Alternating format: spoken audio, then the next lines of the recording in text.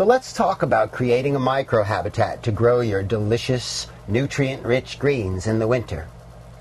Some people have experimented with cold frames, which are essentially boxes or low hoops along the ground covered with plastic or glass. These work. However, if you have the ability to build a backyard hoop house, such a structure is infinitely better.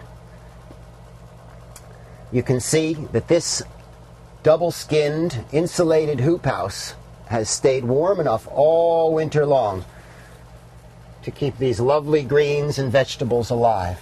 Many of these things were planted in November, and now we're enjoying them every night of the year.